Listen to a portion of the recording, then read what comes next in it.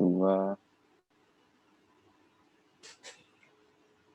Hello, Ms. Rita and everyone who are watching this video. Thank you for this opportunity. And today, we are from Group 4 are going to present our game idea about affordable and clean energy. And our group consists of myself, Nathaniel Kevin Jaya. And I am Rafaelinus Bastian Santoso. I am Alexandro Vicky. Okay, and then we are going to move next. Okay, so there's 4 components that we are going to discuss. The first one is problem, then game description, and then game mechanism and evaluation. And here we're going to discuss about the problem first. Most countries still rely on unclean or dirty energy source, including Indonesia. As we know, Indonesia has PLN, Perusahaan Listrik Negara, as source of electricity power. The highest energy that PLN uses in steam is steam, gas, and diesel. Even though PLN already tried and had clean energy as electricity power like water, air, and sun, but still not many people knows about it. Even people can try to build their own electricity power. So here we are with this solution or application. We try to increase people awareness, especially in Indonesia, about affordable and clean energy as our electricity power. And here's the game description. So our application name is Go Cleargy. Go is that mean we are inviting you, all people, and then Cleargy is the merge of clear and energy. So Go Cleargy is an AR game with the purpose of introducing affordable and clean energy source to public in Indonesia. This clean energy will help reduce pollution. Go Cleargy will help player to build a useful tool import with affordable and clean energy such as solar energy, wind energy, and hydro or water energy. And also, Go Cleargy is free to play. However, some game items can be purchased in real money. And our market target is all people in Indonesia. So everyone is aware of this clean energy because this can help to slow down global warming. Almost everyone uses smartphone now, so this game, we're using the platform of smartphone to play this game. This game is heavily dependent on fortune or luck to obtain some parts that the feature we have. And then next one, we are going to discuss about the game mechanism, and please my friend Kiki. All right, thank you for the opportunity. And as you can see, these are the main features in GlockRG. There are item identification, parts, blueprints with their own rarity system, currency, storage, trade market and mall, energy system, daily login, loyalty system, VIP system, and achievement system. The first one is item identification. In order for the game to know that you have the material you needed, you will have to scan the item using camera on your phone, and the game will automatically identify the material according to the item you scan. And the next one is the blueprints. There are 3 common blueprints in these apps, and are windmill, water wheel, and solar panel. The order of blueprint rarity from the lowest is C, B, A, S, and SS, the highest rarity. This is the example of windmill according to the rarity. The C rarity is made from wood, B from rock, A from iron, S from steel, and SS from aluminium. The next one is the parts. In this game, there are a lot of parts you can collect in order to build the tool according to the blueprint you have. And the rarity for the part is common, uncommon, rare, epic, and unique. In the game, you can differentiate the rarity according to color, like common is black, uncommon is green, rare is blue, epic is purple, and unique is yellow. And the next is the energy system. In this game, you can reserve 10 energy for one account, and every time you scan something, it will be reduced by 1. And it takes 90 minutes to recharge energy. So with this energy system, the player could take their time to play and they won't get bored so easily. Next is the currency system. There are 3 types of money in GloKirji: silver, gold, and ruby. Silver and gold are used to buy in-game items from player market or player-to-player trade. This can be acquired from events or quests in-game. And ruby is used to buy item in game mall. And ruby can be obtained by the purchasing with real money. And then storage. Each player will get 1 free storage at first, and this free storage can contain 100 parts. Player must drop this storage in real life place using the AR. The capacity of the storage can be upgraded by collecting specified part. And then trade market and mall. In trade market, items are provided by the player and bought by the player. Here, it only receives silver and gold for the payment. In short, players sell the item and set the price, and another player will buy it with their silver and gold. And then mall will sell more exclusive item provided by the game itself. The mall also accept ruby as the payment, and the item in mall is harder to collect or the rarity is higher. The next one is daily login. Every player will get various price when they claim daily login, such as silver and parts of blueprint.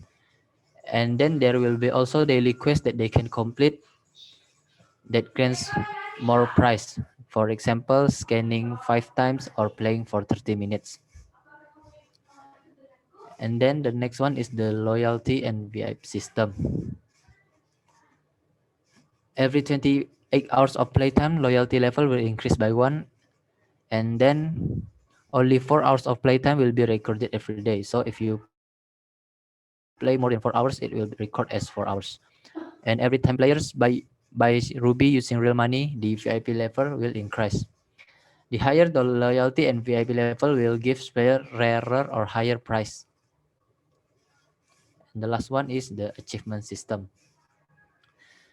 This is a quest that can be only completed once. The harder the quest, the better the rewards is.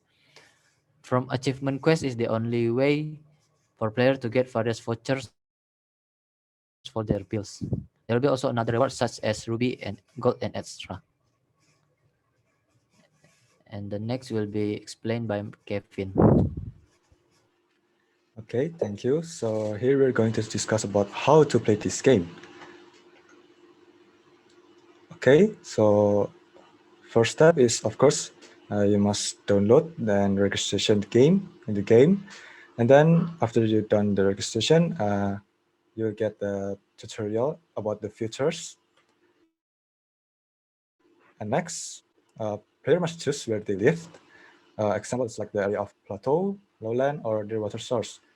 If example, the player live an area of plateau, then they will get the blueprint of windmill. If they live near the water resource, then they will get the water wheel. After they get the blueprint, before that, they must player will get the storage, and they can store their parts, their item right there, and then player must place this storage in the real life in the empty place if there's a occupied place in the real life, so they cannot place right there. And then after done placing the storage, next one is player must place the blueprint, and you need the empty place too. After you're done placing the blueprint in the real life, player must collect all the parts, and there's pieces in the blueprint, so we divide it into pieces. Example, like there's a solar panel, there's 3 pieces, and each pieces has 3 parts in it. So player need 9 parts and 3 pieces to complete this blueprint. And each blueprint have different pieces. These pieces, also parts, will increase as the rarity get higher. And then how do we get this part? So player can get this part by using scan, and there's an limited time. And player cannot scan the same material. Example, if they already scanned wood table, they cannot scan that the same picture. They must use this another picture like that. And then what else? So player can get their parts from the daily login and a daily mission. And then there's also VIP and loyalty systems too. And silver is player can get silver from the daily mission or another missions, and then they can get gold from after they complete the blueprint. Example, the windmill. The windmill will give the clean energy, and it will convert into this gold. And then the next one is mall and trade system, like just what my friend said. The trading system, player can get their parts from other players in the market, exchange using silver or gold. Example, if player needs some sand, I mean much sand, but they live in the downtown, of course, there's not really many sand in it, and then they can buy it from market from people that live from the seaside, that there's much material of sand. And then after the blueprint is done, all the part and all the pieces are already collected into one. And here we are, the blueprint is done of the rarity C. After that, the next rarity B, it will be opened or unlocked. And after that, the A1 and then the S, and the next one is the SS1. The higher the rarity, the more part and pieces need to be done. And that's all of it. But after that, in the future, there will be many new features, design, and events. Also, player can get completed the windmill, water wheel, and solar panel. Examples such as the upgrade. If player need the unique parts, but they only has the epic, they can upgrade the epic into the unique. And then the event, if example, if even where player can get another unique or legendary blueprint. So they can only get that blueprint on that event. All right, that's all how to play. And then now we're going to move next to the evaluation. Please, my friend Rafael. Okay, thank you for the time. So I'm going to discuss about the evaluation from this game. First is about the market reaction. First, there are two things that we identify from Indonesian people. Indonesian people likes free things and then games. So we combine these two elements and add it into this game with the hope that the market will react positively to this game.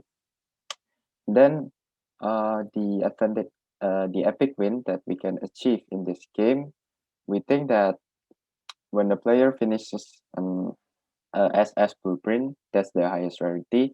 We think that that's the moment of the epic win because this game is not a competition with other player, but rather a self-satisfactory win. When the player finish all the blueprints and get all the in-game items, that's when the epic win occurs. Continuing to the advantages of this game, there are roughly 4 advantages that we offer from this idea. First is player can get more knowledge about clean energy resource, for example, wind, water, and sun. This is our main goal to increase people's awareness about clean energy so that it will reduce the global warming rate right now. And then second, the player can get some various items like vouchers or in-game items that can be used in the real world to pay, for example, electricity bills or water bills, and combined with the knowledge that the player get, we think this is very advantageous for them. And then the third one, there are subsidiary advantages such as the player will know their surroundings. For example, their things around them made of what consists of plate, steel, or woods or something like that. And the last one is from the perspective of health. The player can keep their body healthy because scanning items will require them to walk around their neighborhood, their surroundings, or anywhere. So yes, people will get to walk more, to exercise more, and the players will get more healthy. But when there's advantage, of course there are weakness. So the weakness that we found from our idea of this game is first and the most important of all, the technology that is needed to be applied in this game is quite advanced because we need a camera and a software that can detect whether the object consists of wood material, stone material, or something. So we hope that in the future we can develop that software and we can launch this game perfectly to be able to be played by the players, especially in Indonesia. And then the second one is the usage of emulator. Emulator is an application that lets player to use devices other than smartphones, like uh, like uh, maybe the PC, personal computer, or from the consoles. It is restricted to play from those platforms because we only open the game for smartphones. And then the third one, there is map hack. Map hack lets the player to fake their own location. The player seems to be walking around collecting all the materials that they can, but while the truth is they stay in their rooms and controlling everything from behind. Uh, that's called cheating to us. And for these weaknesses, we have already made some precautions. First, we add the anti-emulator system and anti-map hack so that every player that use this this kind of technology will be found and will be detected. And then the second one, those players that got detected will be banned for quite a while, for example, 1 week or 2 weeks from playing because they broke the rules. I think that's all for our presentation today about the Kukler-G. We want to thank you for your time and for your attention. We hope our idea brings good news and good benefit to you. Stay healthy and stay safe as always. Thank you.